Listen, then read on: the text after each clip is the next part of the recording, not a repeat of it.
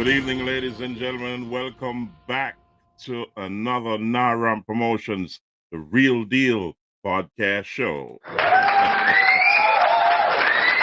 Always pray when you're going out, pray when you're coming in, and always remember, God is in control. Thank you, ladies and gentlemen, for being here. And I said like, subscribe, share, and comment. All right. Welcome back. As always, we have a packed show for you. And as you know, the second debate was last night between the People's National Party and the Jamaica Labour Party teams. So there was a deficiency on that debate stage with there's three other parties that are registered and they have candidates who will be seeking votes from the Jamaican population. And I was very disappointed not to see any representation from the UIC, the JPP, and the Independents, because they're also on the ballot. And I'm wondering, why is it that there is an emphasis on only the two main parties when the JPP has what 47 candidates that are vying for your votes, and also the UIC and the Independents? I just did not, it did not leave a good taste in my mouth there, because we did not see or listen to their perspective. So was that a problem? What happened there? Tell me in the comment section, why wasn't the other three parties represented? And we say, Easy, Charmaine Morgan, big up yourself. Welcome to the show. Yeah. So I don't understand why all parties were not represented at the debate. And I'm going to give my opinion of the two debates. However, you may not like my opinion, but you can tell me what you think in the comment section. So you can send me a comment. However, it was unusual in this year's general election in Jamaica that you have a debate and there wasn't all parties represented in the debates, because we'd like to hear everybody's perspective so that the general voting population will have an opinion of what what to expect from each party's candidates and also the next administration. So it gives them ammunition to vote. So that was not a good look.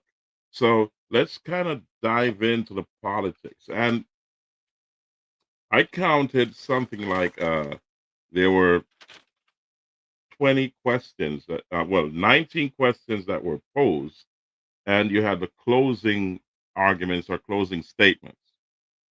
So the first question was on the income tax threshold.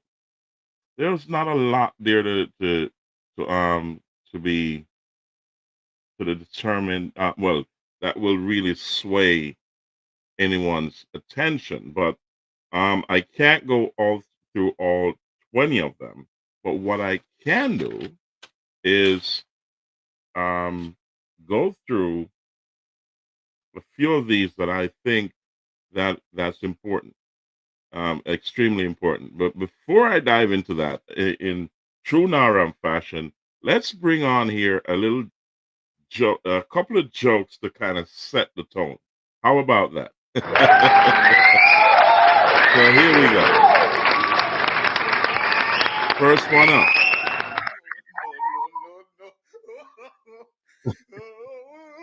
Goodness gracious me. Those are the buses,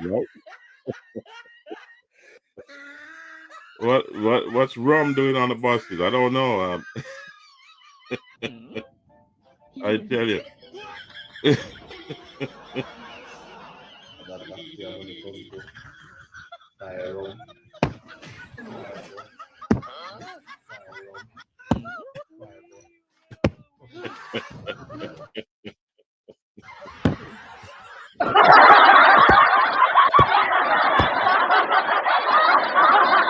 Goodness gracious me. I'm telling you, that was not a good look. I tell you, ladies and gentlemen, let's set another one up here before we dive into the main topics here. So this one is for the grown and matured, because ladies, um, bear with me. I gotta make sure I cue this upright and hit the pause button at a certain point. You understand? All right. So this is a joke for the ladies. Here we go. Here we go. All right. So let's line that up properly. Let's go. Grab up the two body take them so he. We say, yeah man, and the boy a stamp me on the back. Me don't know why they smack. Them time me really feel a rod of correction. The boy correct the whole. Say, yes so. Correct it, shift it. Right there so me want it, mama. And the boy say, I be cock up that foot there. Me say, chat, when I cock up that foot there, I feel like I do have no pussy. Boy just a stamp me so. I run, me that for run. Me serious. Me have to run, mama. Me say me run, go up in the bed corner. Me say the boy come up the back and just rub me little bit so chat. Me, you can't believe say me open up again. Me say me wicked to myself. Me say chat open up again, chat, and the boy they stamp me same way. And me have to look and me have to open my eye and say me can't manage more. Me finish now. Me finish, please. And the boy just grab up the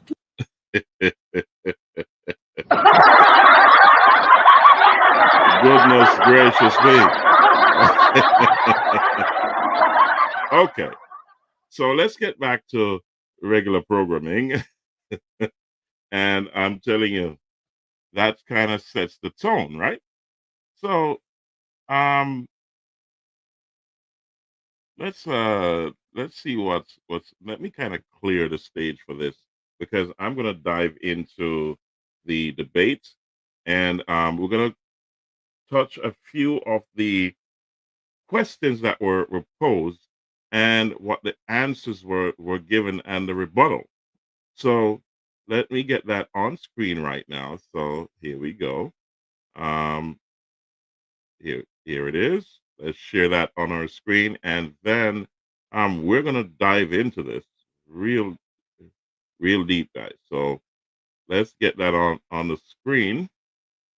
Okay, so the debates, and I'm gonna go from the section of the easing of the burden on parents, the back to school um expenses, that sort of thing. I think that kind of relates to the grassroots people who are dealing with certain stuff right now. And if you remember, in my previous podcast, we talked about the tolls going up, as well as we spoke about the used buses.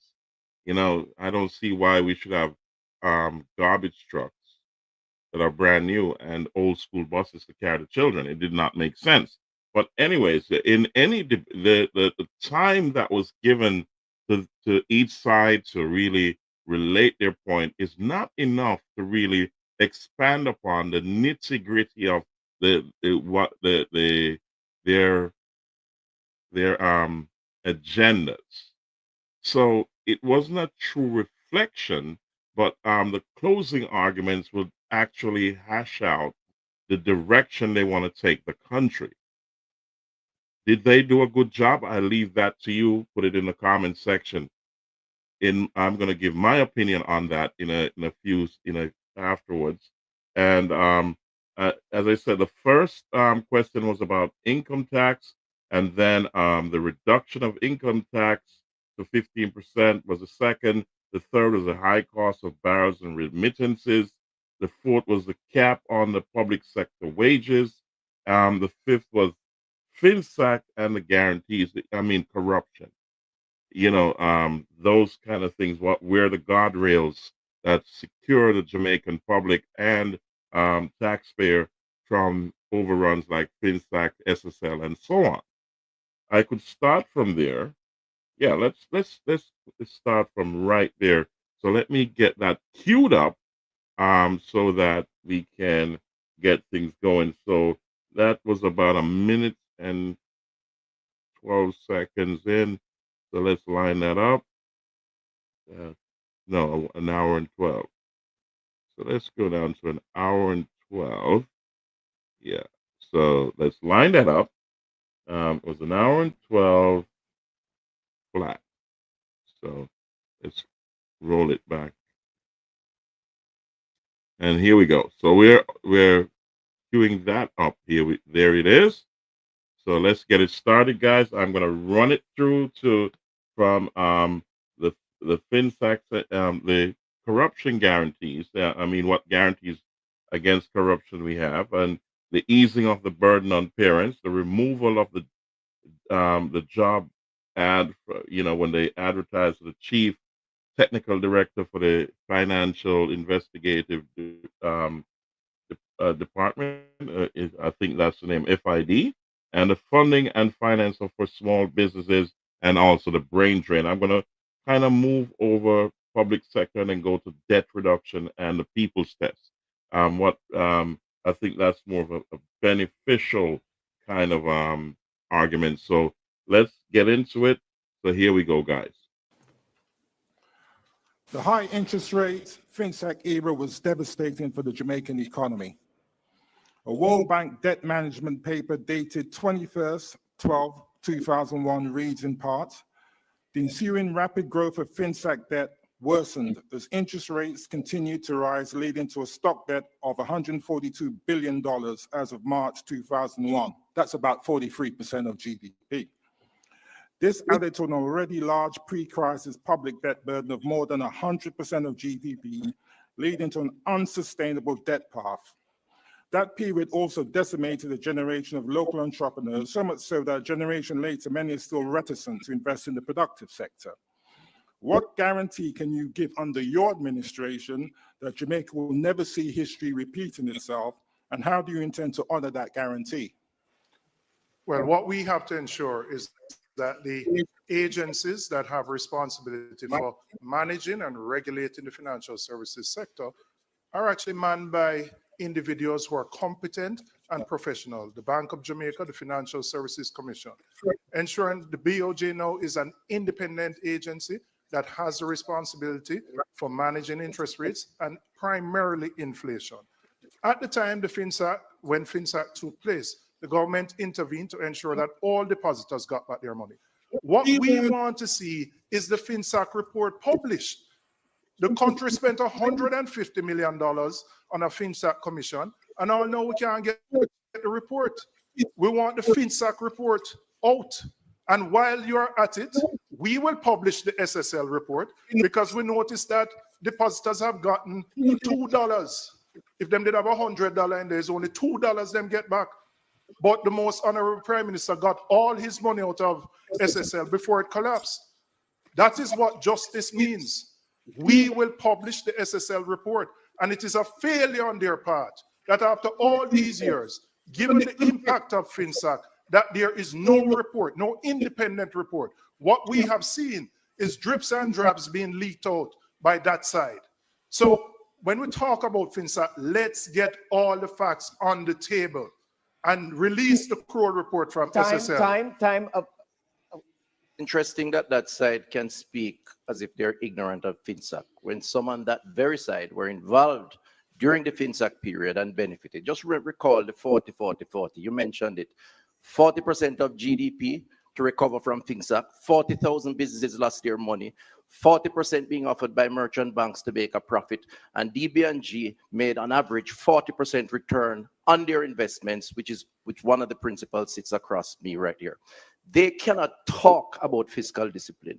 They cannot talk about management and economy. They presided over the Finsac era. They drove people in some instances to commit suicide based on news reports. They have no moral authority and certainly no economic management, and they are still there. The Jamaican people cannot trust them. Thank you, time. Al, you wanted to use one of your two follow-up questions? The first one, yes. Proceed. The JLP government has presided over macroeconomic stability. Public debt has come from over 140% of GDP in 2013 to 70% in fiscal year 24-25. Unemployment now stands at just 3.3%. According to Statin, as of July this year, Jamaica's annual headline inflation rate stood at 3.3%.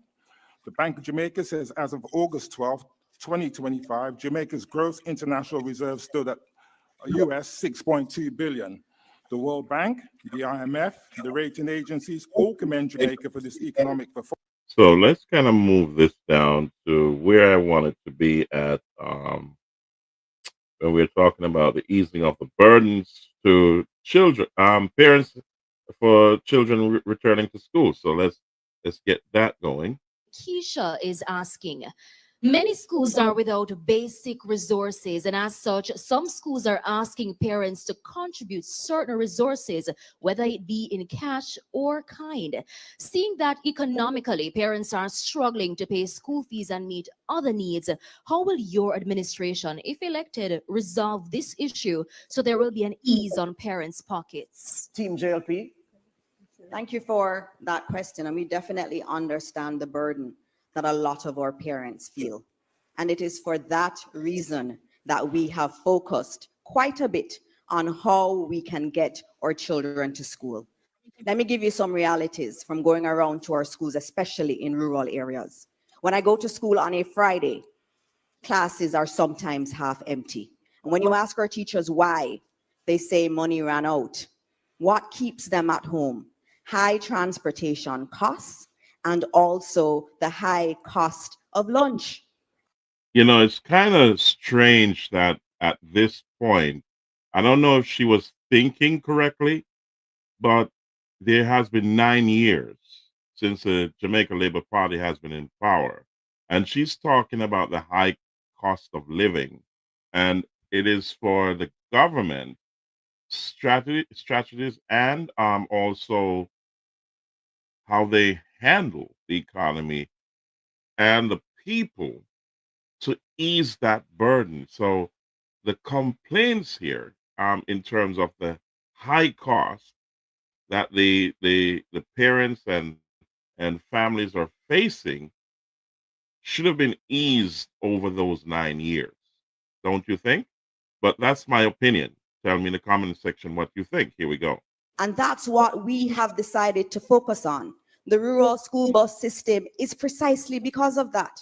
I had one mother in St. Thomas say to me, it costs her $1,200 a day to send one of her children to school, and that it is so expensive that she ends up having to choose which one goes to school sometimes. We cannot have a country like that. In addition to that, in terms of our meals, we have expanded meals to 5 days a week for those on path who need it the most. In addition to that, we're now going to be adding breakfast to our students in our schools that are the most underperforming. And don't you think that these should have been done already? And also advanced to a more on a larger scale? Over the 9 years, let's be honest here. This should not be something that is projected to be done in the future by the reigning, the current government. These should be in place from day one when they got in power, not promising that this is going to happen in the future. Let's go. All of that on the backs of the hard work of Minister Williams and the Minister of Finance team. We understand the costs and we're working hard, including in providing more books in the public sector so that our parents can have less of a burden. Time, Team PNP, your 90 seconds. Chris, you're correct that DBNG was a very successful company. And it was a publicly listed company that our audited financial statements were open to the public. So everyone knows where Peter Bunting and Mark Golding got their wealth from. You and your prime minister cannot say the same.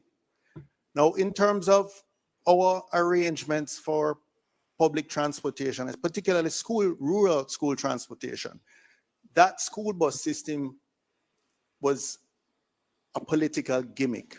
We cannot be buying new trucks to transport garbage, and we're buying 15-year-old buses to transport our most precious cargo. our children. That was just an opportunity for somebody to eat a food. Let us be clear about that. It was totally unsuitable.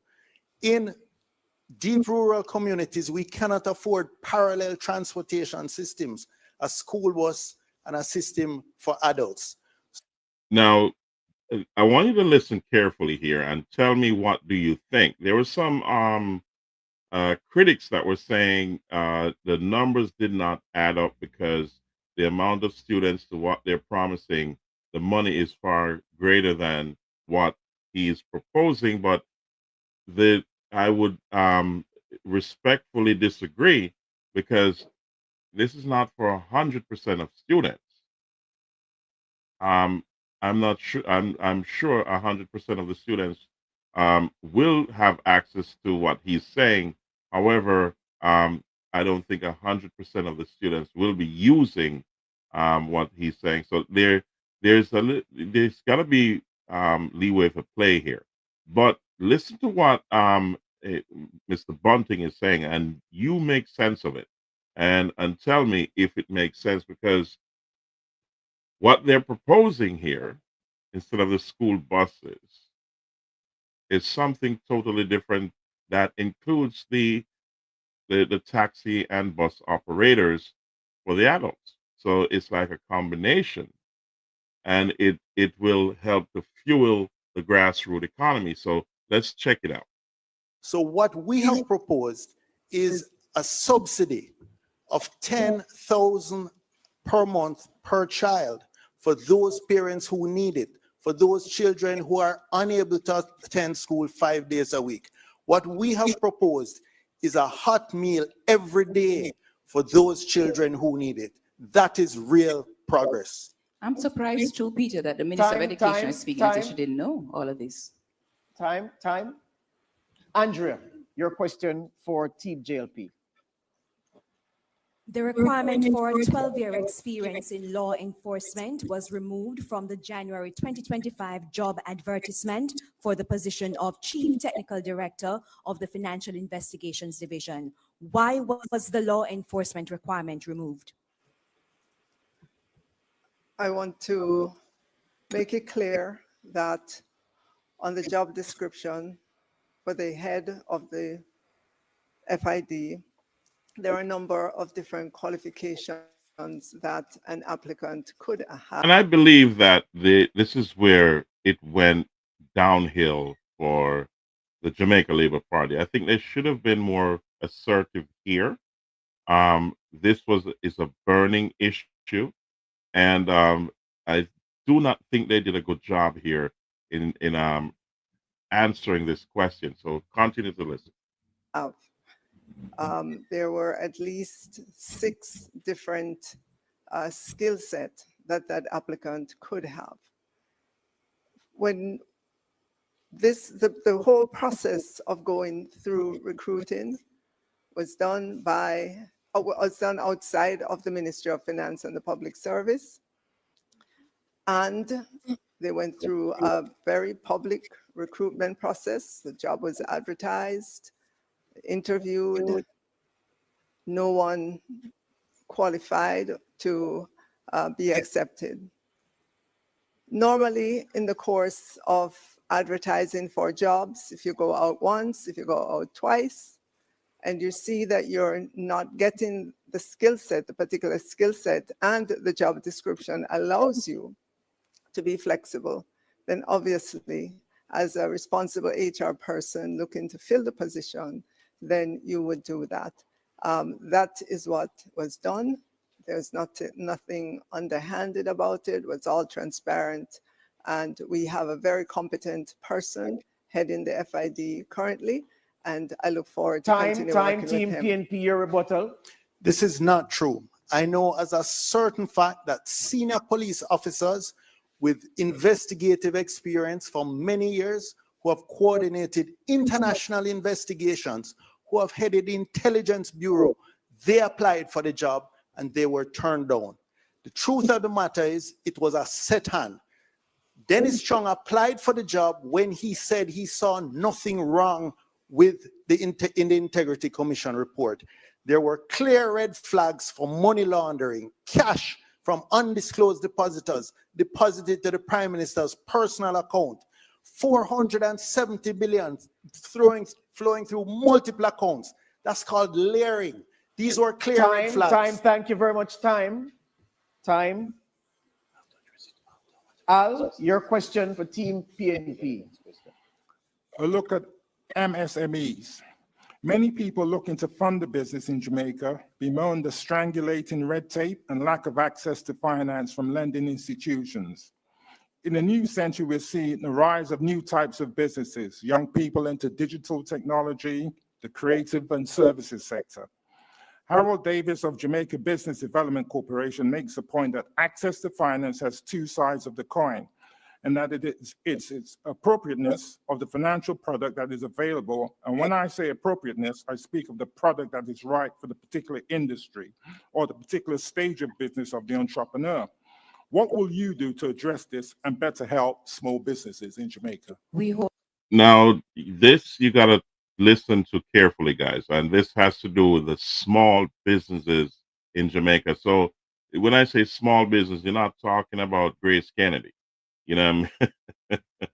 Or, you know, you're talking about the grassroots here, you know, the people that really need funding to keep their business afloat, and also to get proper financing in a fast way, so that there's no gaps or there's no doubt or uncertainty in their business. So let's listen to the answers that both sides give. Wholeheartedly agree. As a matter of fact, as a former CEO of a financial institution in Jamaica, I can say it's a problem that we struggled with in the absence of government having adequate policy and facilities to make it happen.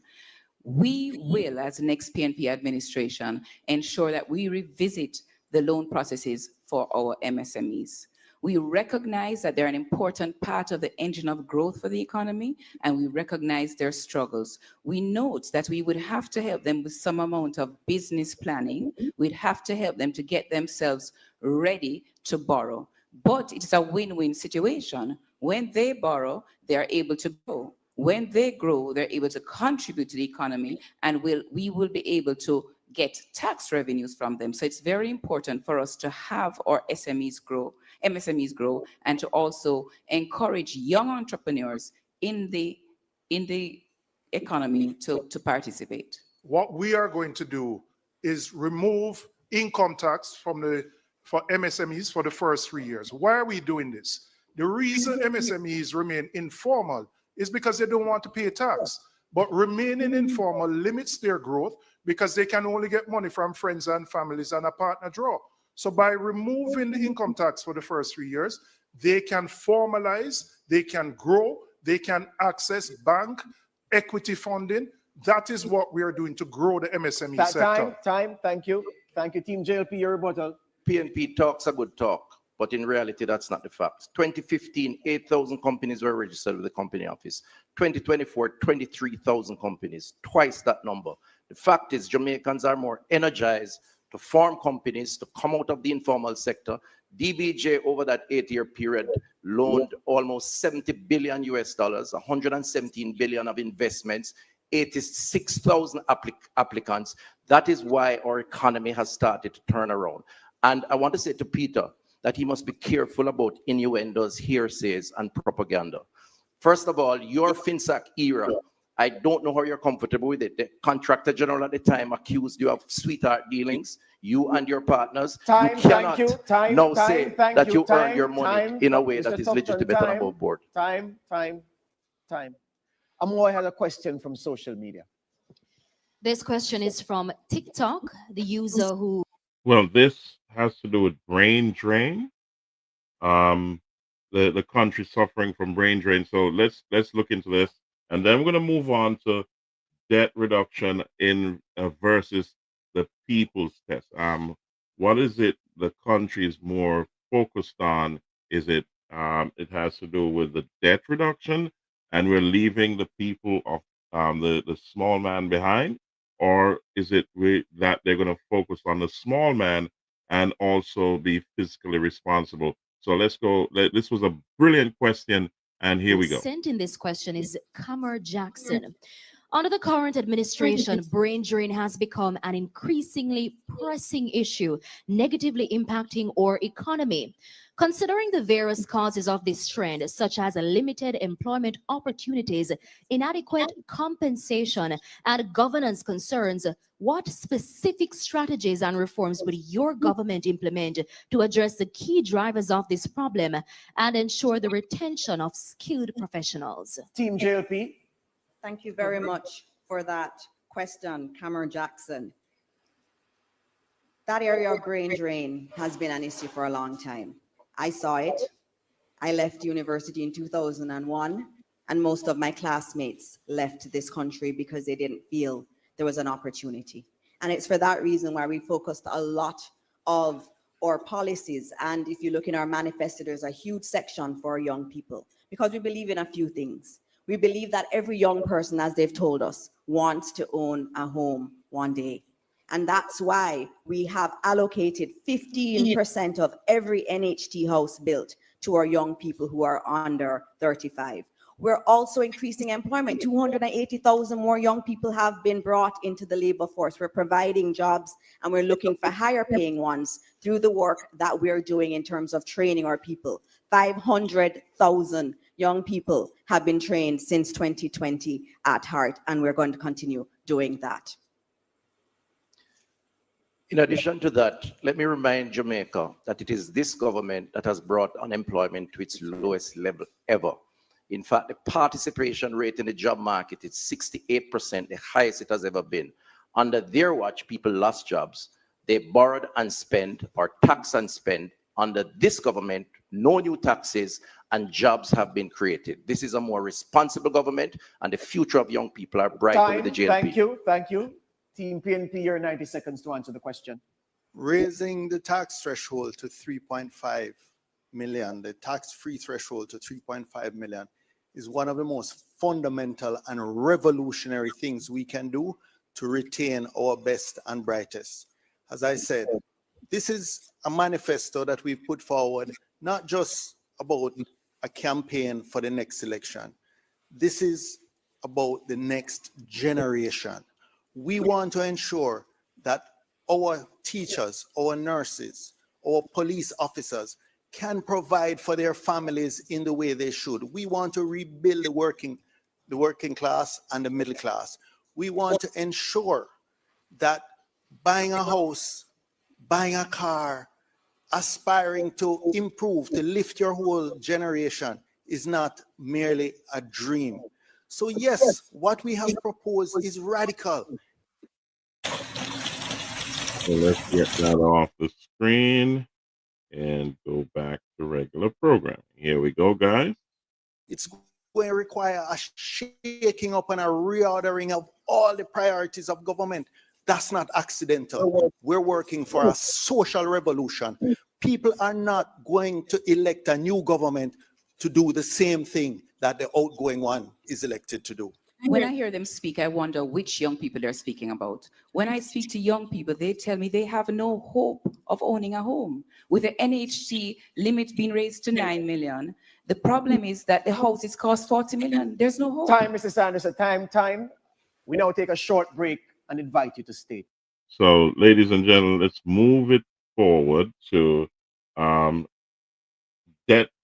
This is the focus of where are these leaders looking to bring the Jamaican public or the Jamaican taxpayer, the Jamaican people? What direction are you looking at? There has to be fiscal responsibility, and you got to service the debt.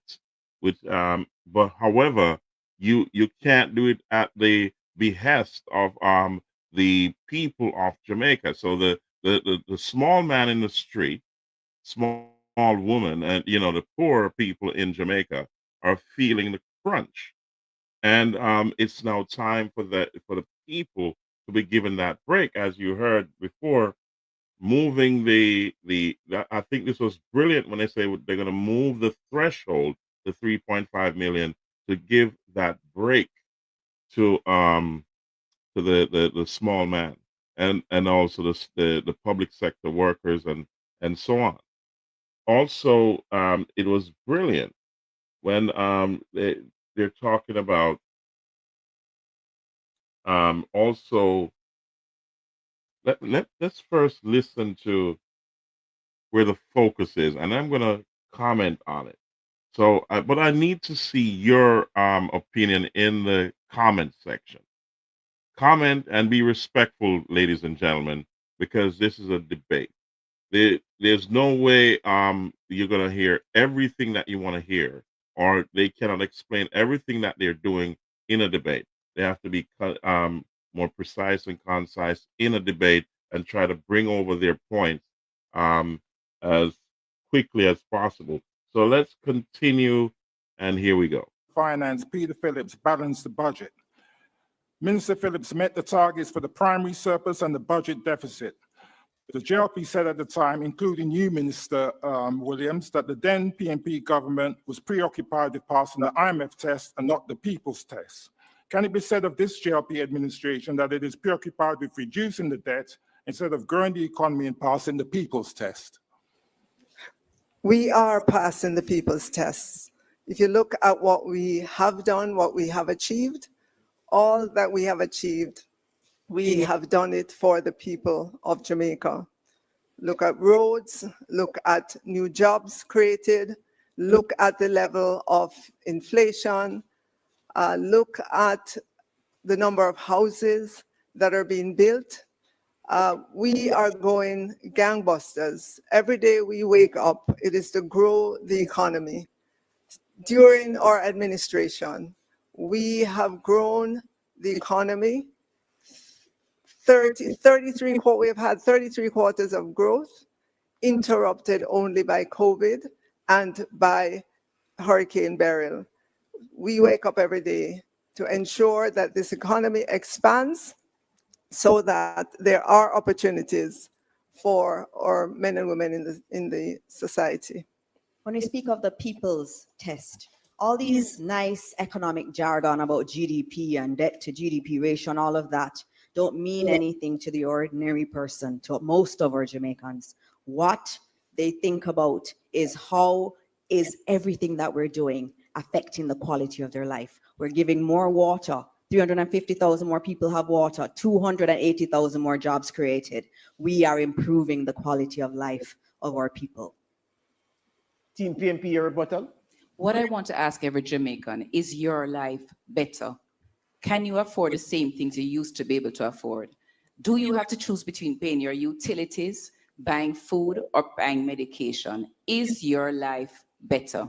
The lived reality, notwithstanding the macroeconomic numbers of most Jamaicans, is a struggle to put food on the table. When you go to the supermarket or the corner shop, you pick up things and you have to put it back down. If you suffer the misfortune of going to a hospital, you have to sit down on one chair for 2 or 3 days. And what we have seen at Cornwall Regional, it moved from 1.5 billion to 25 billion. That is the waste that we will eliminate so we can put money back in the hands of the Jamaican Thank you very people. much. I would like to use the second and final. So let's kind of move What that in your forward. hands directly support? So we're going to move it forward to middle income Jamaicans. What we want to stick with the low and middle and lower income Jamaicans, because that's where the rubber hits the road. Here we go.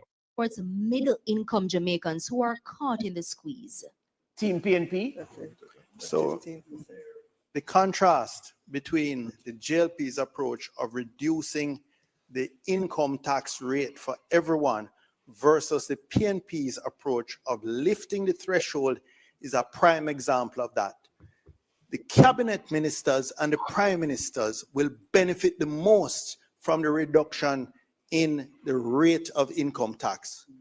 Police officers, nurses, doctors, security guards, public servants, those who are at the rank and file of the police level, everyone who earns under 3.5 million will be the major beneficiaries of our program. That is what differentiates our approach from theirs. They talk about prosperity. It's prosperity for them and their cronies. When we talk about putting people at the center of our policies and programs, it's because we want to lift everyone. We want to lift those at the bottom. We want to build out the middle class. We want education to become a bridge from one generation to another to move them to another level in society. And we will continue to lift the standards of the majority of the Jamaican people. The income tax threshold, we're going to remove tax on overtime so that our security guards, our nurses will get a break and you put more money in their pockets. Thank you, Mr. Robinson. Team JLP. The PNP does not understand how the economy works. First of all, they talk about our performance. Our performance we're very proud of. We created the lowest poverty rate in the country on record.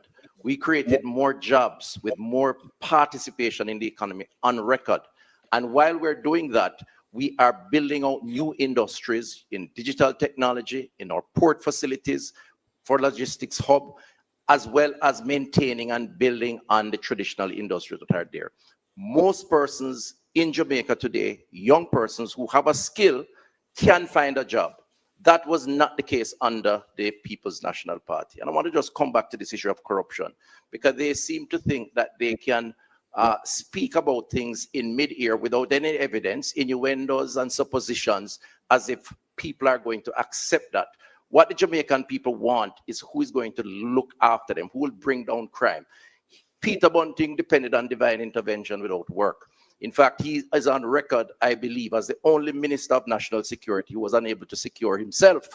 And I am happy he's okay from that unfortunate incident in Portland. But it speaks to confidence in their policy to reduce crime. This government has reduced crime by 30, the lowest over 30 years. And this is what Jamaicans want. They felt unsafe under the PNP. They feel a lot safer under the Jamaica Labour Party. Mr. Tufton, thank you. Time. We now take a short break and invite you to stay tuned. So, ladies and gentlemen, the general elections debate. Let's kind of let that flow, and we're gonna go into let you know about the lending rates. They're gonna talk about cutting lending rates, because it is critical to boost the economy, and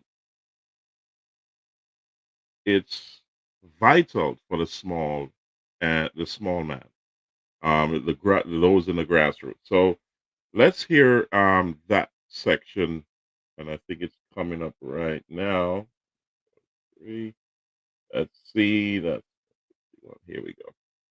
It's going to be right about here. Let's go. Here we go, ladies and gentlemen. We invite you. Discover our lightweight weed trimmer. So hold on a second. Let's get that off the screen, and let's get back cutting lending rates. Here we go. Public to send us your questions via direct message on Instagram, Facebook, and the TikTok. Send them to Jamaica Debates. We now ask Andrea to start the final segment, with a question for Team JLP. The central bank has cut its policy interest rate from 7% in July 2024 to 5.75% in August 2025. The regulator has been pleading with the banks, the commercial banks, to further reduce lending rates, but it's not happening fast enough. What will your administration do to further pressure banks to cut their lending rates?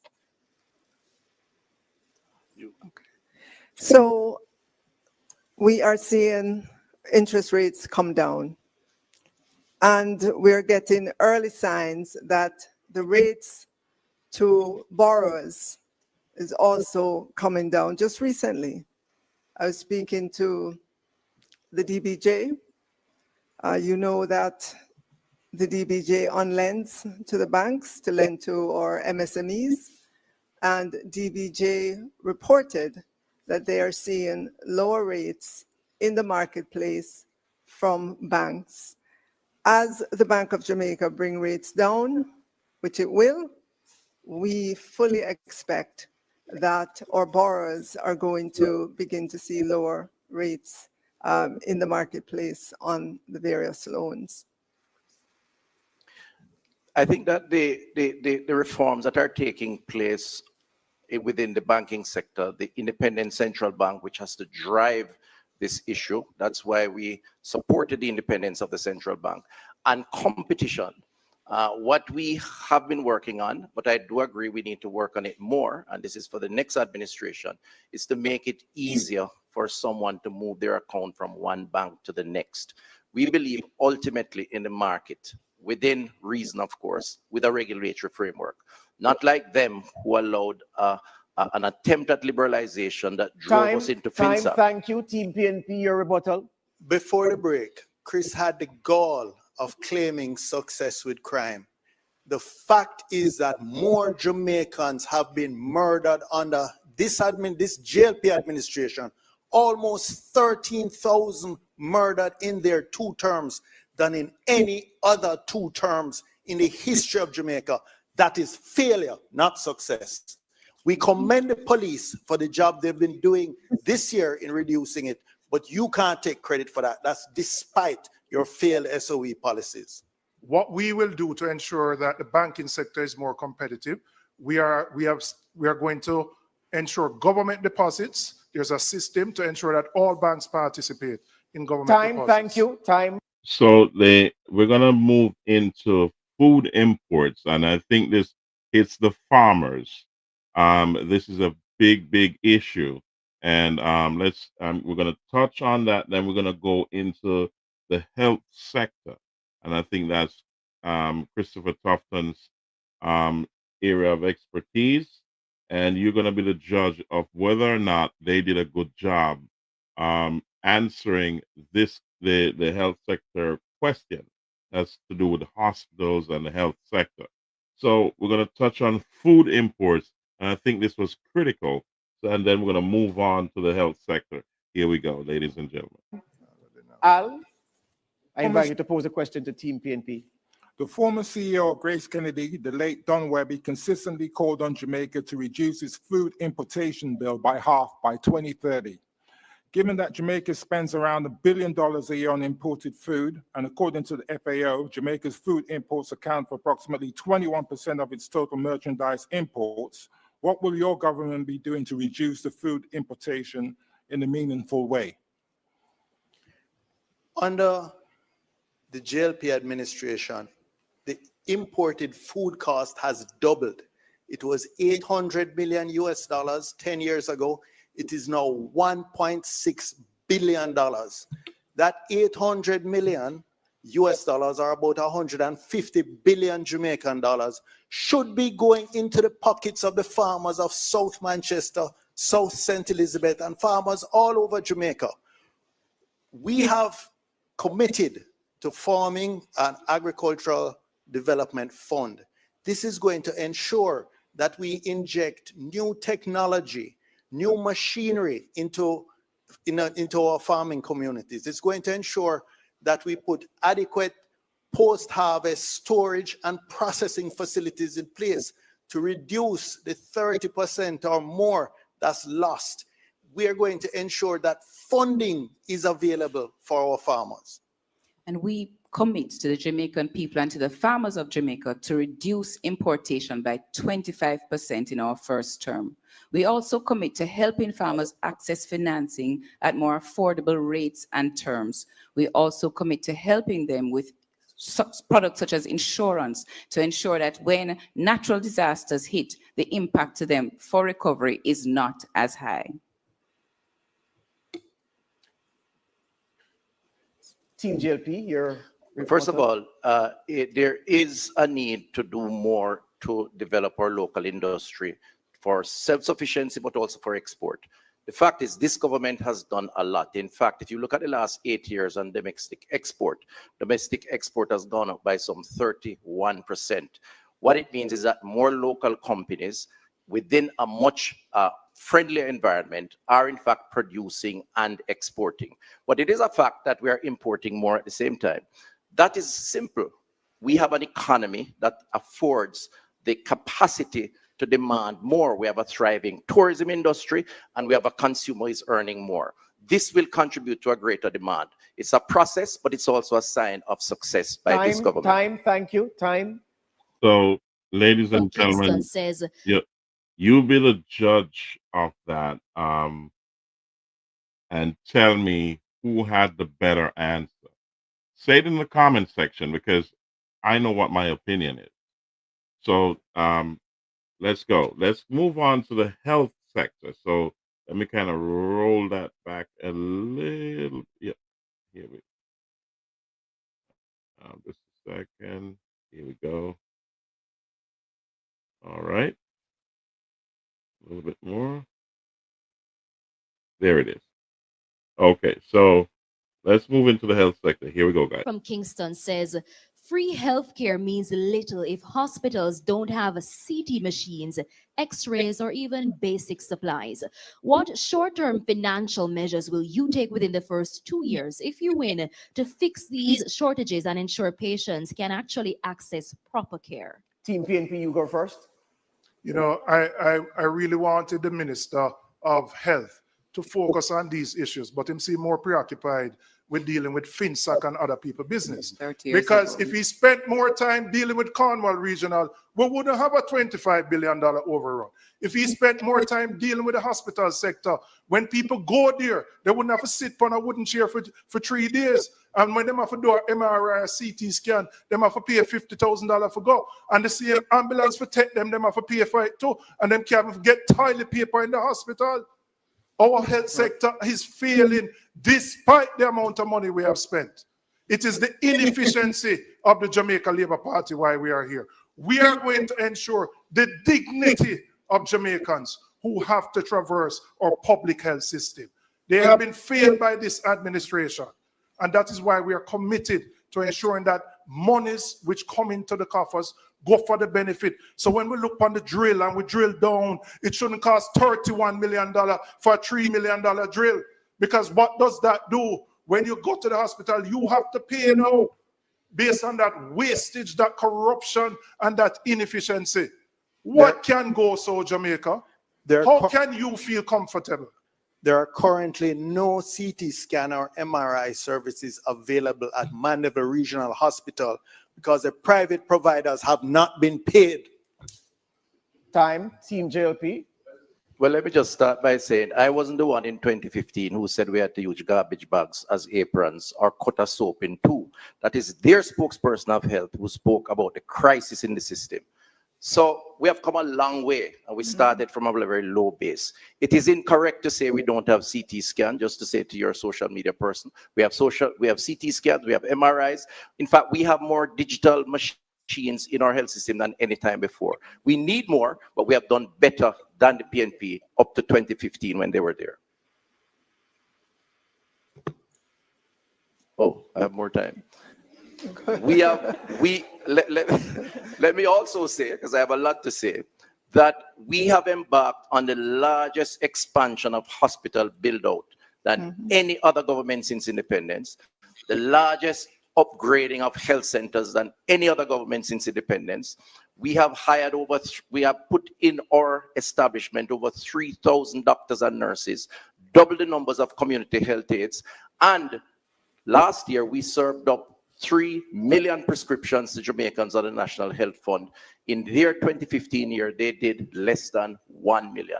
The facts are that more Jamaicans are being served by our health system. Do we need to do more? I am the first to say yes, which is why we need the next term to complete the work that we are doing. They talk about the issue, they did nothing. As far as corruption is concerned, that's innuendos and talk, no proof of that. And I condemn them for that kind of position. Thank you. All right, we're at that segment at that point in the debate where we allow the teams to ask a question of the other, yeah? So we're gonna go all the way through to the closing statements. Then I'm gonna just give my analysis at the end. All right. So this is the second debate of the Jamaican parties that are vying for the votes of the Jamaican people in on the date of September 3rd. That's the general elections in Jamaica. I'm so disappointed that there are the three parties that are registered are not represented here. Only the two major parties, that's the PNP and the JLP. So we're going to go into, just left out of the health sector. Then the JLP is going to ask a question of the PNP, and the PNP is going to ask a question of the JLP. Then you're going to have closing arguments. Here we go, ladies and gentlemen. We're going to start with Team JLP posing a question to Team PNP. Let's get that off the screen and go back to regular programming. Here we go. Thank you. It is our considered view that the 3.5 million threshold increase that was recently announced is nothing but a Sam-Fi political scam. In the beginning, it was 2.1, then it became 3, then it disappeared, and then it appeared 1 week before an election. You have to tell the people of Jamaica, I ask you to tell the people of Jamaica, is this just an election scam, or is it that you are going to be cutting much needed services such as NHF, where we spend $19 billion for drugs in hospitals, or university spending, which is $17 billion? Tell us how you plan to really cut discretionary areas, as you have called them. I answered the question already, but I'm going to answer it again for the Jamaican people. I have said we are going to raise the threshold to $3.5 million. How are we going to do that? We're going to do that because your budget says that $140 billion of additional government revenues will be earned over 3 years. But that is at your 1% growth, which you have no ambition on. We're going to grow the economy by more than that so that we can pay for these things. There's also a benefit when you put more money in the hands of people because they're going to spend it, which will allow the government to collect more on GCT and other indirect taxes. We are the party committed to ensuring that all Jamaicans thrive and not just a few. Our plan is better. It is more equitable. Their plan will benefit the richer people more. Ours will benefit the working people, our nurses, our policemen, the security guards, the civil servants, to put more money to ease the pressure of the cost of living that they have to face. That is our commitment as a party of social justice and equality. So when you talk about Samfire, what Samfire you're talking about? Madness you're talking about? We will deliver on behalf of the Jamaican people. We have a history of protecting our most vulnerable and ensuring that they have more money to spend so that they can protect their families and those around them. Time. JLP, you have a 45-second rebuttal. Jamaicans, the 3.5 million threshold is the largest political scam. They cannot tell you how they're going to fund it. They look at the current budget, they see the projections growing to 140 billion, but they don't tell you that expenses are also growing. So that's not available for you to use towards the 3.5. And you also put out an ad showing how much people are going to get on a monthly basis. You know that's a lie. They may get it for 1 month, but it's not going to be there. The 3.5 that you're talking about cannot be done. Williams, thank you. Time. Team PNP, your turn to pose a question to Team JLP. How can you be trusted to keep promises when you've broken promises on impeachment legislation, unexplained wealth orders, term limits, grand referenda? You've attacked the Integrity Commission relentlessly. You've undermined them. You have even failed to sign the Code of Conduct, basic principles dealing with integrity, honesty, selflessness, and accountability. How can anybody take your word? How do they know that those candidates who are under investigation for illicit enrichment are not offering themselves out there right now to the public, secretly knowing that they are corrupt? The clock isn't working, by the way. Oh, the clock isn't. Okay, I'm just going to still go ahead and answer that question. It's a very curious question because I know in the 90s when I became politically aware, I remember politics and scandals. I remember hearing light bulb scandal, fat cat scandal, and then the mother of all scandals, Finsac. When you look in your dictionary and you look for scandal, you see the PNP right there. In terms of the Integrity Commission, it is this administration that implemented it. It is this administration that puts $2 billion annually to it. It is this administration in our manifesto that says we're going to strengthen our corruption prevention mechanisms in this country. It is this administration that has delivered Jamaica's best anti-corruption score. And it's not us that said it. It is an international body, Transparency International. We have been the ones that have been taking Jamaica on the path of anti-corruption, not the PNP. In addition to that, let me just say very clearly that the Jamaican people are concerned about their lives, their livelihood, their communities, and by extension, Jamaica. They talk, we deliver. We have delivered the lowest unemployment, the lowest poverty, reduced crime despite Peter's objection by over 40%, the lowest in 30 years. That is what is important to the people of Jamaica. Mr. Tufton. Time, thank you. Team PNP, you have a 45-second rebuttal. It's interesting that they say that people are concerned about their standard of living because they're talking about things that happened in the 90s. That's over 30 years ago. Young people who are listening, does that affect your life now? Yet still, they're not speaking about the scandals that young people, anybody 25 years and younger, would have experienced what happened with rural reading education, to the point that education is behind. We are celebrating as a country five subjects being attained by 19% of our children. That's 1 in every 5. Is your child one of the 5 that is attaining 5 subjects? And if your child is not, what is happening to them? Our standards are too low. What happened to the used car scandal? What happened to Petrojan scandal? And I'm sure there are many others. Come on, man. 30 years ago, we're talking about. Thank you, Mrs. Anderson. Thank you. Time. Okay. What we're going to do now is this. We're going to invite Team PNP to deliver a closing statement of 2 minutes in length. You know what the fine is for not having brake lights on a trailer? Let's get this off the screen and go to the closing statements. Here we go. Jamaica, the current macroeconomic figures look good, but what is your lived reality? What do you go through every single day? The reality you face is that you're living hand to mouth. You're working, but you can only afford to go to work and come back based on the wages that you earn. You are working poor. 55% of Jamaicans are considered food insecure, which means they cannot afford to eat a proper meal per day. If they go to the hospitals that Chris supposed to bill, them can't find toilet paper or a bed. Jamaica, you deserve better. Time come for a better life. The next People's National Party administration will lift the tax threshold to 3.5 million so we can put more money in the pockets of working Jamaicans. We're going to eliminate the tax on overtime so that, again, people can get a break.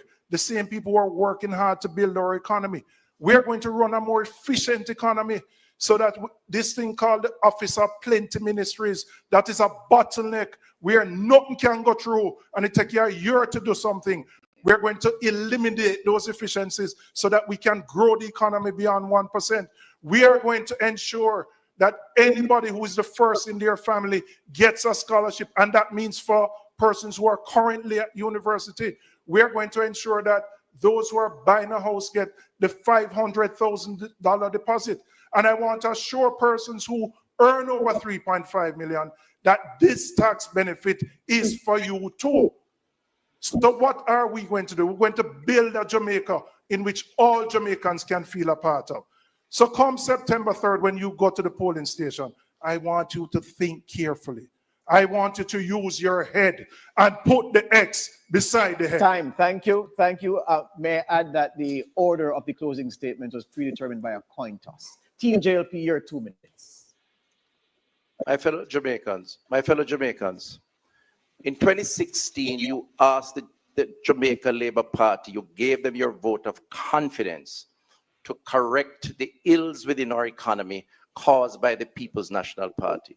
They served 24 of 27 years and created more debt, more unemployment, more poverty than any other administration. Fast forward to today, 2025, we have the lowest poverty rate, we have the lowest unemployment rate, we have a macroeconomic stable society, we have more companies registering to start their business, we have crime that has been the monster of your business, your personal life, down the lowest in 30 years, all by the policies of this government. We still have some ways to go. Our hospital and health centers have embarked on the largest expansion and build out. They left it as a disaster. We have had to correct it. We ask you on September 3rd, give the Jamaica Labour Party the opportunity to continue the work. We have done more for you than any other administration, and certainly more than the PNP has ever done. They are now coming with a 1-week plan, essentially, to get your vote by claiming 3.5 when they rejected our 1.5 when we started. They don't know how to get us there. We will get you there. We are about protecting yourselves, your families, your communities by doing what is necessary. That is all that matters. Their diversion around innuendos, rumors, targeting persons, and character assassination does not impact you in your community. It is about the water, the road, the health services, and this government has done more. On the 3rd of September, put your X beside the bell. Vote for the Jamaica Labour Party. Thank you. In the good spirit of the debates, we invite Team JLP and Team PNP to meet in the middle and shake hands. Ladies and gentlemen, you've heard it, and now I'm going to give you my take on all of this. And I was, we have Mr. Wallace? Big up, good night, Mr. Wallace, and welcome to Nara Promotions, the Real Deal Podcast Show. So, ladies and gentlemen, let me kind of break this down in the simplest way possible. Both parties are riddled with corruption. It's quite clear. From the arguments you've heard on the debates, you know that's a given. However, the burden of the JLP was to lay out what they have done and also lay out in a clear way what are the plans they have organized for the future of Jamaicans and Jamaica. That was the burden of the JLP. The PNP, on the other hand, had the burden of laying out their future plans in a clear and concise way so that each and every voter can understand what their direction is. So both parties' burden was to lay out their future directions, because it doesn't matter so much what happened in the past, is where we're going. So on the JLP side, they've been there for 9 years. So it should be absolutely clear. So they have more of a burden to kind of paint the picture to the public, which should not be a burden, because it should be obvious. Therefore, there needed to also to be representations from the other listed parties so we can hear their perspective. I don't know what happened to the JPP, UIC, and the independents, because we'd have loved to hear their views of what direction they want to take the country and how they're going to do it. That was deficient, and I think that was robbing the Jamaican voters of their opinion, because they're on the ballot. Now, did these two major parties do a good job? I leave that to your opinion. However, in my opinion, there were no clear winners. If you listen carefully and you know what's going on, if you do your research, then I don't see the pendulum moving in any direction in those two major parties. I think there was no clear winners.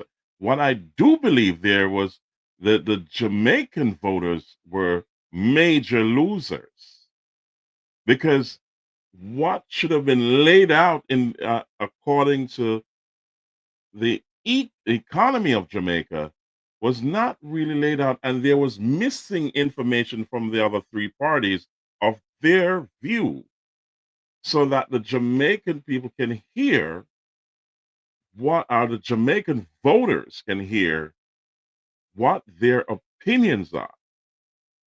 So two debates have passed, and they have heard nothing from the other three registered parties. That's the UIC, the JPP, and the Independents. However, the two major parties were more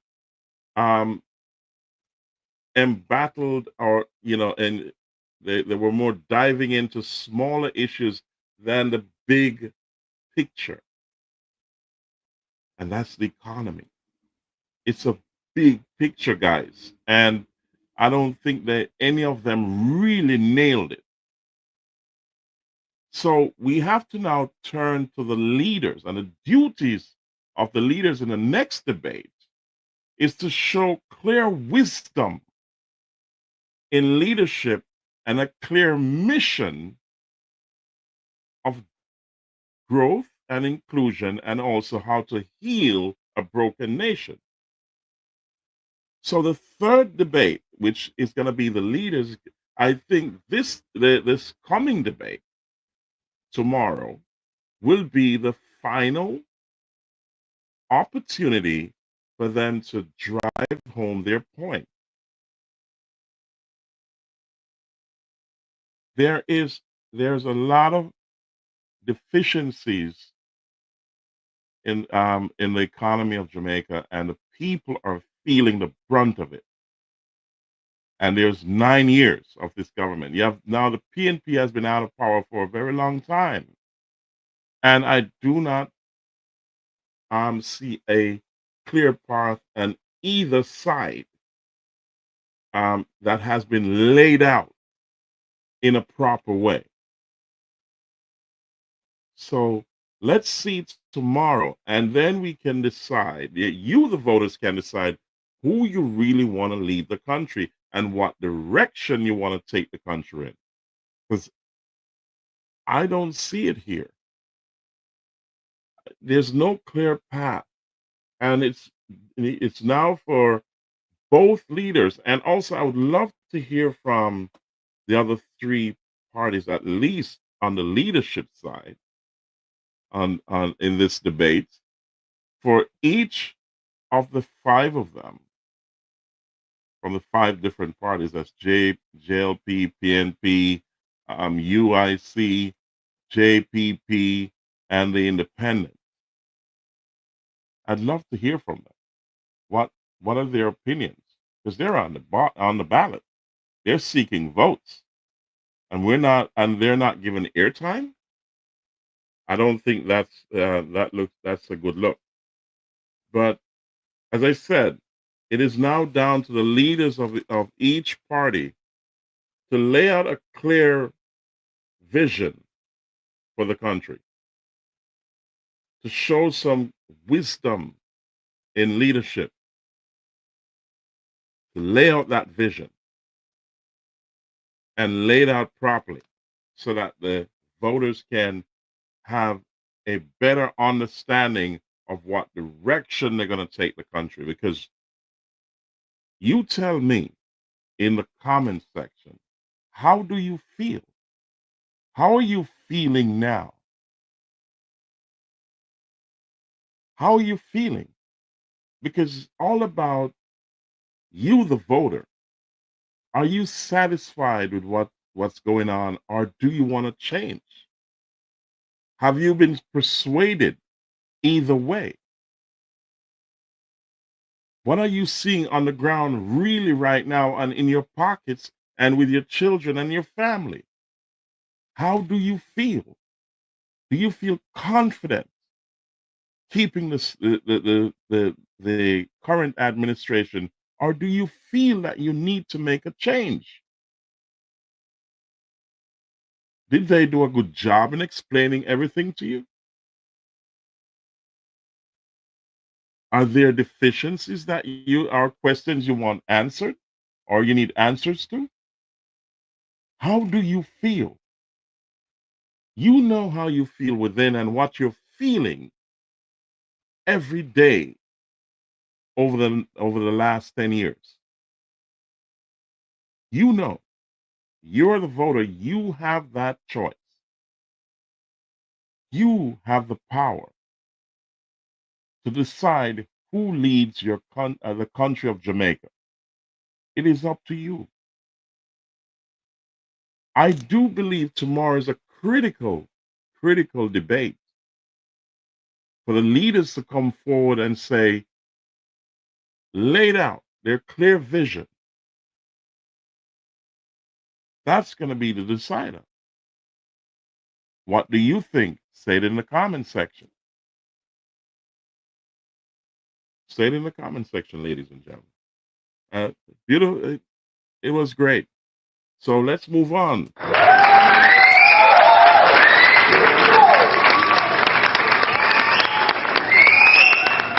I'll comment on the third debate on Friday, and look out for that because I'm going to be watching that debate tomorrow. So, ladies and gentlemen, let's touch on some immigration news. Oh, you did not get away. So let's U.S. immigration news, and I wanted to first inform you, the audience, that there's now a neighborhood check for those who are applying for citizenship. Yeah, it's happening, guys. It used to happen, but now it's more so. They're placing more emphasis on that right now. So I want to share that with you, and let's see. Let's get into it here, and let me get it. Okay, neighborhood checks. Here we go. So let's get that on the screen, and let's see what they have to say. So this is CBS News, and this is breaking news. I'd say it's still breaking news because it came out a couple of days now. So here we go. Federal immigration officials are now being instructed to expand their criteria of a key requirement for U.S. citizenship, demonstrating a, quote, good moral character has been a long-standing requirement for citizenship under both Republican and Democratic administrations. That requirement was previously seen as fulfilled if an applicant has a clean criminal record. CBS News immigration and politics reporter Camilo Montoya Galvez joins us now. Camilo, thank you so much for being here with us.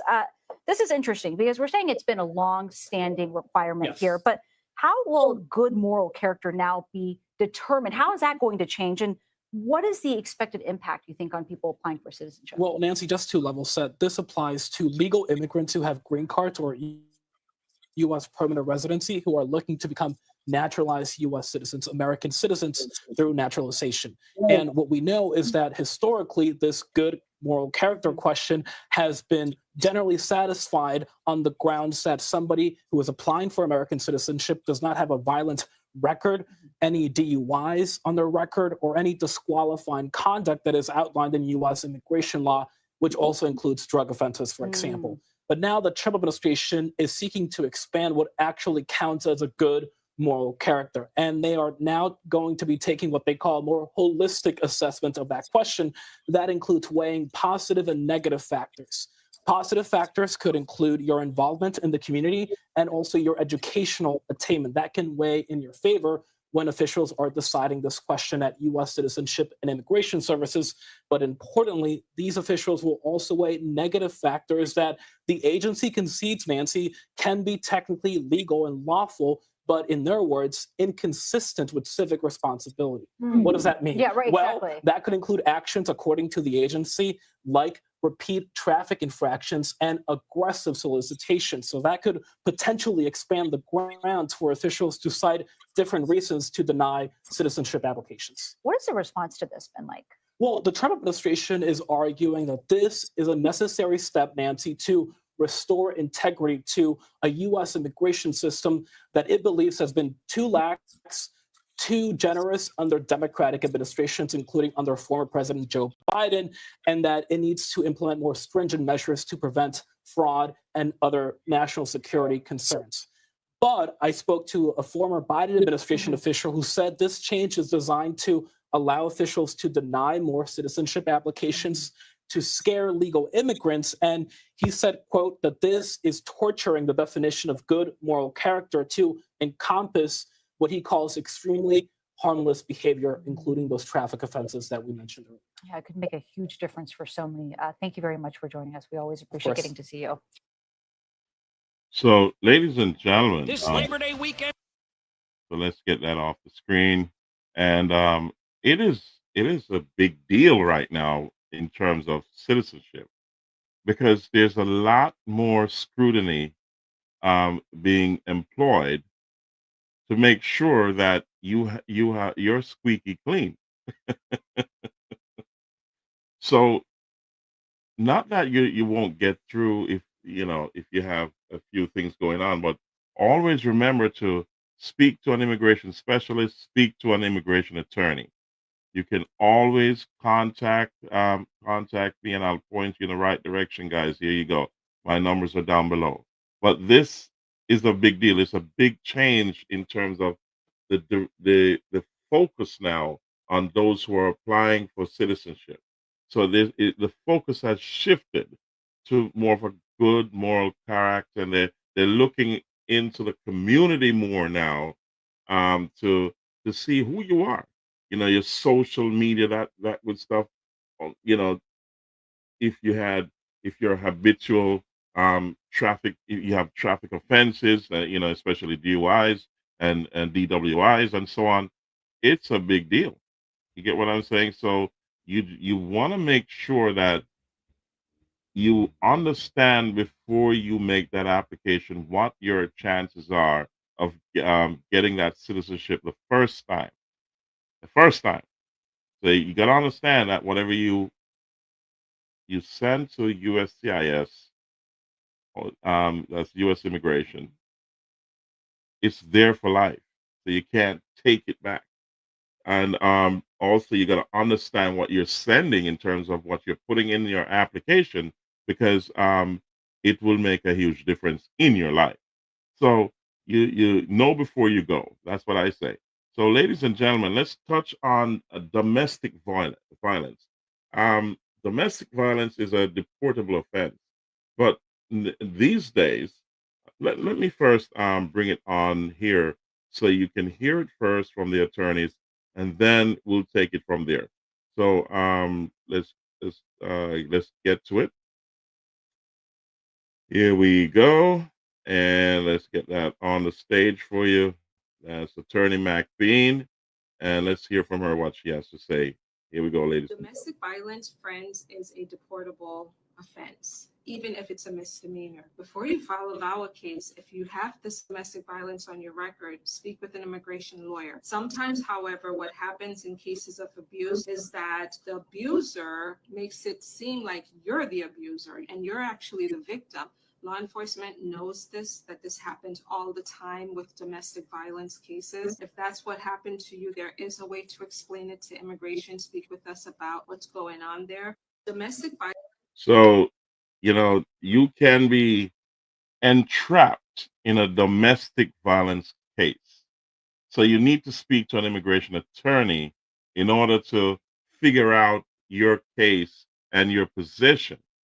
Because if you don't, then you can find yourself on a deportation list.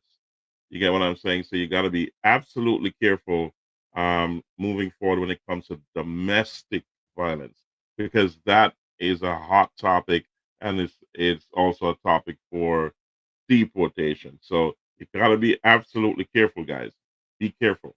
So let's touch on social media posts that are federal crimes. So let me get that on screen for you. You wouldn't believe that some social media posts are federal crimes. So let's get that here to you. So let's see. Um, social media posts. Let's get Attorney McBean up here to explain that to you. A lot of things are sensitive these days, guys. You got to pay attention because it will hit you like a ton of bricks if you don't know. Here we go. There's a federal offense that you might not be aware of, and it's about making threatening communications on social media to other people. And ICE just nailed someone for this, and I'm going to talk about that story shortly. But it's making threatening interstate communications against an individual, and it's 18 USC Code, Section 875. Whoever transmits in interstate or foreign commerce any communication containing any threat to kidnap any person or any threat to injure the person of another shall be fined under this title or imprisoned not more than 5 years or both. And of course, some folks can get up to 20 years for extortion, trying to get money out of companies, firms, other individuals, and they threaten those companies via social media. They make threats to either kidnap or injure that person, shall be fined or imprisoned not more than 20 years or both. It's really deep. On July 22nd, ICE arrested a man, Anthony Marcus Kelly, 38-year-old man, who made threatening comments on social media, threatening to kill ICE agents. And apparently he made two threats, 2 posts apparently, and he was arrested and he's in federal custody, and they brought his case before a grand jury and the grand jury indicted him. Now, of course, grand jury indictments, they don't mean that an individual is guilty. The case has to go all the way until the end to prove guilt. But what's interesting here is that this man, Anthony, used a social media username, SLAB, SLAB. That's it. They were able to find him anyway, and he made really bad comments and threats to kill ICE agents. And they have him for 2-count indictment for making threats to assault or murder a United States official and with making threatening interstate communications. So not a very smart thing to do, but be aware of this even as you're interacting with each other. Right now, obviously, this is not something we hear about every day that's happening in federal courts. Of course, it's really up to the prosecutor whether to take this kind of charge or allegations very seriously, but you should be aware of the fact that you shouldn't be threatening anyone on social media. There's a federal offense that you might not. So, ladies and gentlemen, for those who like to be on social media and horse around with their friends, families, and so on, and some people send threatening messages because there's you have a tit for tat. It's a federal offense to threaten someone on social media. So you've got to be careful because once you put it out there, it's there for life. So there's no taking it back once you put it out there. And it's a federal offense, which includes jail time. So you don't want to be caught up in those fumble doubles. You know what I mean? So you stay away from that. You get what I'm saying? So, be careful, guys. Be careful. So here we go. So the IRS is also giving USCIS information or U.S. immigration, and the information that they're using can also cause some people to be denaturalized, and those who are not in good standing or good status with the United States, they can find you because these are critical information. So let's hear about this right now, and then we'll take it from there. So here we go, guys. Let's get that on the screen and let Attorney McBean give you some updates as to what's going on there with the IRS. So here we go. The IRS is snitching on people's addresses. Let's talk about it. I think the biggest issue regarding the IRS has to do with Not so much the addresses. It's easy to find addresses, I think, for the government to find addresses when they really try to do so. I think the biggest issue with the IRS has to do with how they're going to be used for potential denaturalization efforts. And what I'm referring to is the fact that the Justice Department has put it out there that denaturalization is one of the top 5 priorities for the Civil Division to pursue litigation against individuals to denaturalize them. And they've really broadened the categories or reasons why they could do this to more people. And falsifying tax records or underreporting income or any of those other tax related issues, you were never arrested for them, you were never convicted. It doesn't even matter. What matters is that it's pre-naturalization conduct. And on your N400 application, you said no to the question of whether you had ever committed any kind of crime for which you were never arrested for. So that's how they're going to be using the IRS to get some information about people to use it as a basis against them for denaturalization. Some lawyers, I've seen one lawyer in particular who said, "Oh, it's not going to work. It's not going to be anything. It's very complex to do denaturalization." Yes, it is complex, but the way that we see things going, I think it's prudent for us to recognize the fact that the government is pushing things as far as they could possibly go. And so the civil denaturalization process is one of those things that I'm taking seriously. And I think some people should as well. So, ladies and gentlemen, you got to take it seriously.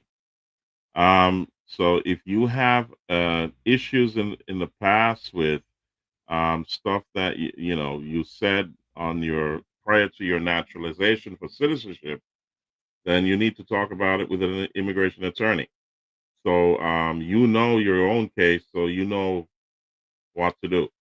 So, ladies and gentlemen, let's talk. If you think that's bad, there's going to be more ICE raids at companies, so you got to beware and be prepared.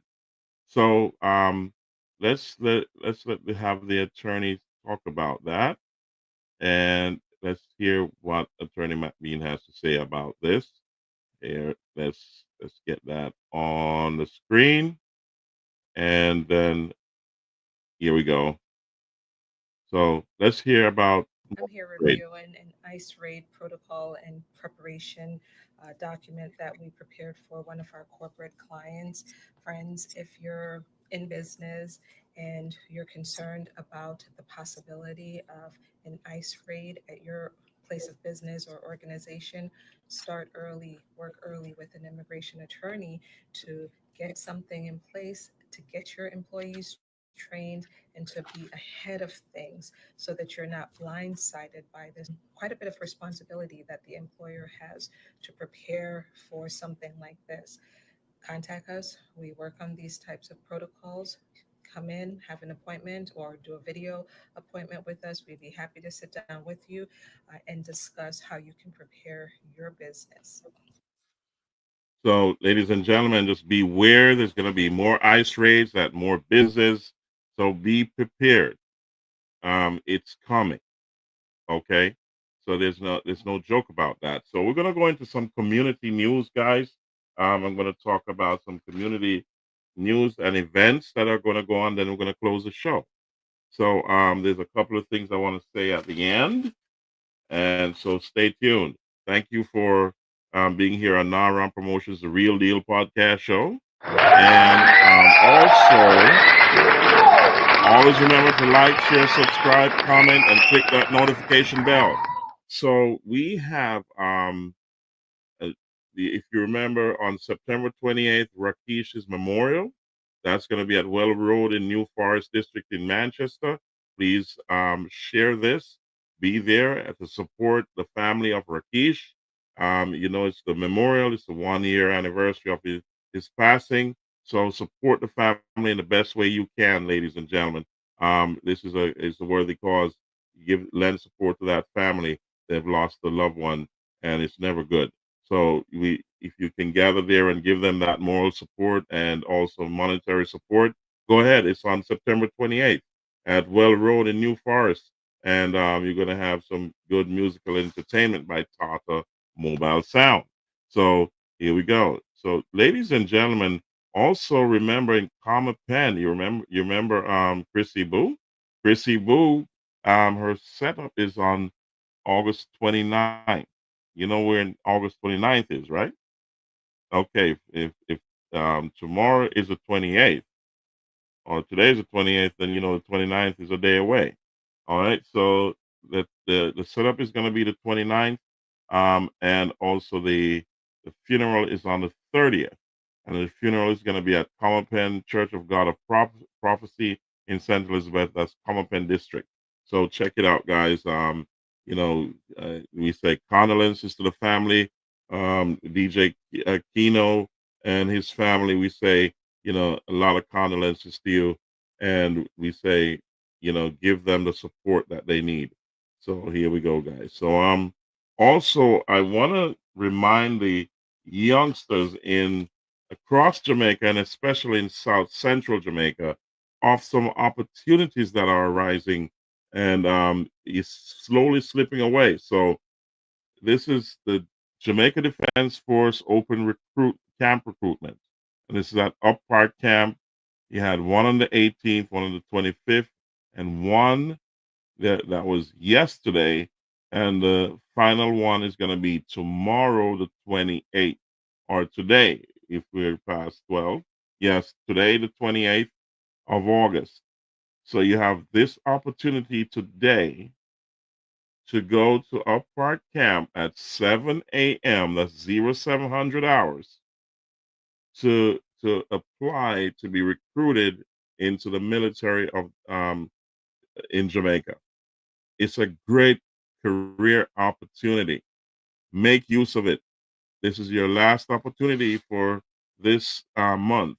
So we don't know when the next one is coming, but if you have not gone there yet, you have until 0700 hours to turn up at Up Park Camp in Kingston, Jamaica to make your application. So guys, check it out. It's on your screen. Go there. It's a great thing to do. If you're young, you're not employed, it's great for your resume. There's so much you can do there. You know what I mean? It's not just about patrols. There's a lot of logistic people needed. Cyber security. You're talking about IT. You name it. Coast Guard, Air Wing. You know what I mean? Engineering unit, medical, the medical field. All fields are covered. So encourage your youngster. This is the final opportunity. Tomorrow morning, 0700 hours, be at our park camp, and you make your application. It is a beautiful thing, guys. Check it out. And believe me, there's one more opportunity with the Jamaica Constabulary Force if you want to go into law enforcement. Great for your resume. It's great for the global community. It makes both the JDF and the JCF makes your resume more attractive to employers and also the global community. So Harmon Barracks at August 30th at 8 a.m. If you miss the JDF recruitment, do not miss the Jamaica Constabulary Force. Likewise, you have different areas of expertise in the JCF as well as the JDF. It's great service to serve your country. It's good for your resume. So check it out. If you're not working or you didn't get that dream job, here's one for you. It gives you a great start. You know what I mean? So it sets you your life journey's foundation for life. Okay, so check it out, guys. It's on August 30th at 8 a.m. at Harmon Barracks, 1 Deanery Road in Kingston. Check it out. Get your youngsters up there and get them recruited so that they can start their careers. So, ladies and gentlemen, let's move forward and talk about a couple parties internationally and also locally that's going on in South Central Jamaica and also within the diaspora. So we have here Poppies, Earth Strong, Cookout called Shallow Surround Me. That's Friday, this Friday, August 29th at 241-04 South Conduit Avenue in Queens, New York. So a lot of our diaspora members from South Central Jamaica are going to be turning up there. That's a big deal. And that's one of those statement parties. So just be there. I'm going to show you a couple of video clips that of those promoting the show. It is amazing, and we want to make sure that you understand that this is a big deal going on there. And here we go. So let's bring on here we let me open this and see. Yeah, here we go. Cookout. This is one name. A Papi Cookout. We are talking about the 29th of August, man. Papi Cookout. I'm birthday. I'm Earth Strong. So come celebrate. It's gonna be great. Come say, it's gonna be great. I love over here. You wait at it. 24104 South Conduit Avenue, Queens, New York. We are going to hold them up, Papi Tom. August 29th.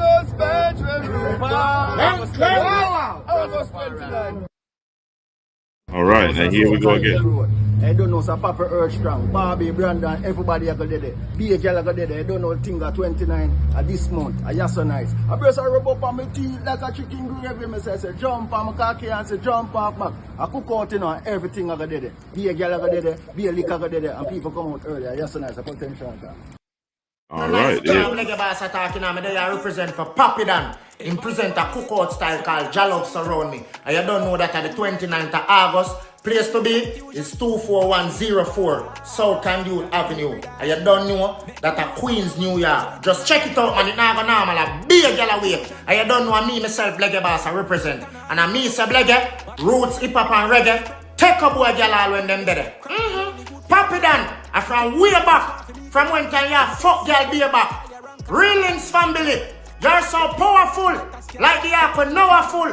And if you don't talk about girl, you know have a powerful. Check it out. Goodness gracious me. Yeah, Papa King kind of low. So, ladies and gentlemen, we have also SSMG from Bull Savannah. You know, the Miami baddest DJ down there in Fort Lauderdale. He'll be having one of his birthday bash, by the way. And that's going to be a big deal. So SSMG is well known in the south of South Florida. So you got to check him out, guys. If you're in South Florida, check him out. It's going to be at Club Cutters at 215 Southwest 27th Avenue, Fort Lauderdale, Florida. And that's a lot of members of the diaspora from South Central Jamaica are going to be there. It's going to be a statement party. You know, one of the big things is Miami's baddest DJ. He's from Bull Savannah, St. Elizabeth. And you know him. He's been on the show and he's given his story. He's coming back in a few weeks to give you some more of his story. But this is going to be a big deal on Friday, August 29th, in Fort Lauderdale. And this is a big deal. You know what I mean? It says from nothing to something, SSMG Miami's baddest DJs birthday bash in God is the Greatest. Friday, August 29th, 2025 at Club Cutters in 215 Southwest 27th Avenue, Fort Lauderdale, Florida. And also you'll have entertainment by Picatone, Fire Red's Pressure, and special guest by DJ Blacks from Fort Myers and hosted by Clans Bunup Road. You know what I mean? So this is a big deal, guys. It's going to be huge down there in South Florida. Remember, that's gonna be Friday. That's a big deal for Friday. You know what I mean? So you gotta be there. And also, we have a thing called Gallus Anthem. This is gonna be a big deal on September 26th by DJ Kino. This is one of them turnover event. You know, when it overload, when it turn over. You know what I mean? That it's gonna be one of those things because we say, even though we're saying condolences to DJ Kinos on the passing of his mother, this event was booked and created long before she passed away. So this is going to be after her funeral, and I'm telling you, this is going to be one of the big statement parties down there in South Central Jamaica, and we say turn up and give him that support. Now, if I even tell you, you know what I mean? There it is. September 26th is a Friday at Wayne's Bar in Bentown, come up in Manchester. DJ Kino, his birthday celebration called Gallus Anthem, Street Dance Edition. Friday, September 26th at Wayne's Bar in Bentown, Galchester or Manchester, in Comapen, in the Compton area. So it's kind of a border between Manchester, St. Elizabeth, but it's going to be a big deal there, guys. It's going to be awesome. Star level, Lethal Stain, you know what I mean? DJ Sean, and a lot. It's going to be overloaded with the stars in terms of musical entertainment. The food is going to be great. The atmosphere is going to be, it's a statement, it's a link up kind of party, and also support for DJ Kino in his grieving as well. So just make him be happy. Wet him up with some champagne. You know what I mean? It's a big deal. This September 26th. Be there, guys. You know what I mean? It's a big deal. Yeah. Gallus Anthem. Big deal. You know what I mean? So, and we also have let's look at one that's going to be in Junction. This they call it Junction City now. And this one is the promoters have this is Impact Events. Impact has made a major impact in Junction City, we call it now. It's a big deal on October 26th in Junction City. These are affordable events which is packed with fun, and it goes across the spectrum of all ages.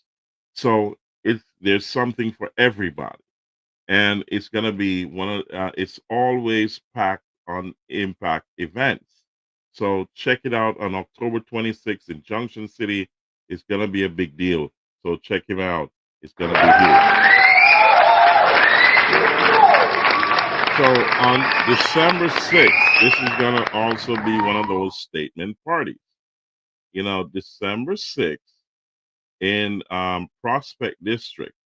This is going to be huge, guys. It's a year-to-year event. And we say big up to Muma Sketel on this is a birthday year-to-year kind of party. And I'm telling you, it's going to be off the chain. This is one of the parties you cannot miss. And we say every year TikTok sound comes and they throw it down, brother. You know what I mean? They throw it down. I'm telling you, it's a big deal. And I'm going to put the posters up in a second, but you got to listen to me. Share it with your friends. Share this live. Like, share, subscribe, comment, and click that notification bell. I'm telling you, this is one of the parties you cannot miss. Here we go. It's Ambition Over Hype, December 6th. Time is now car wash in Prospect District in Manchester. We say big up to Muma Sketel. This is going to be a huge event. Here we go. You know what I mean? So you have TikTok Sound, DJ Splendid, and a lot more DJs are going to be passing through. You got to be there. It's a big deal in Prospect District in December. We're going to talk a lot more about this in the coming weeks. So get yourself ready. Start get the you know what I mean, just put on the money for that date there. It's all big. Yeah.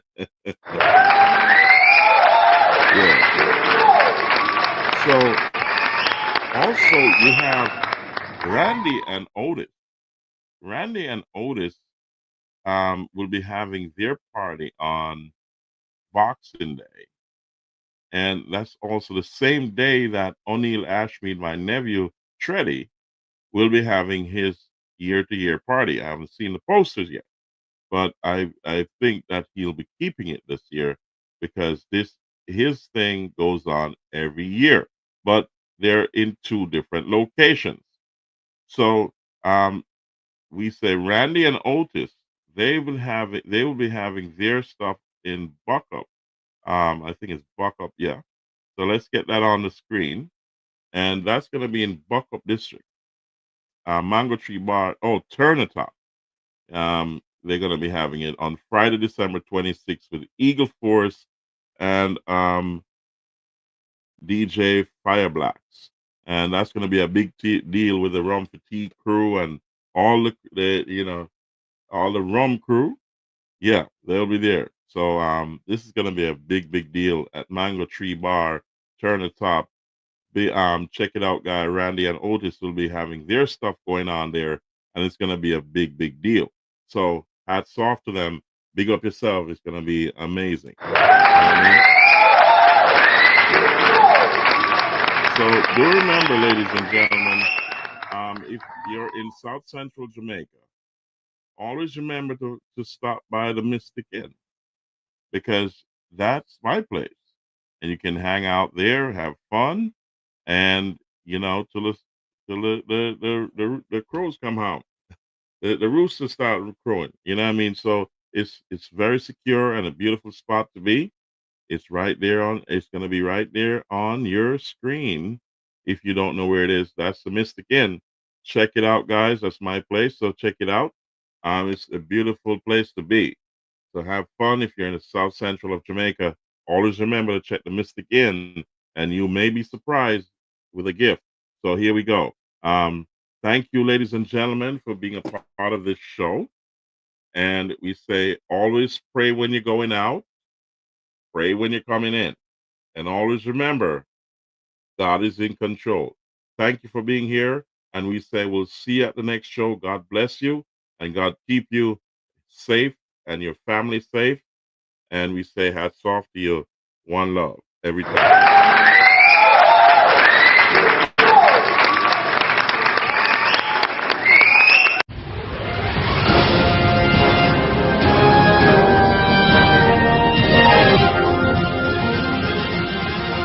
Naram Promotions is at you.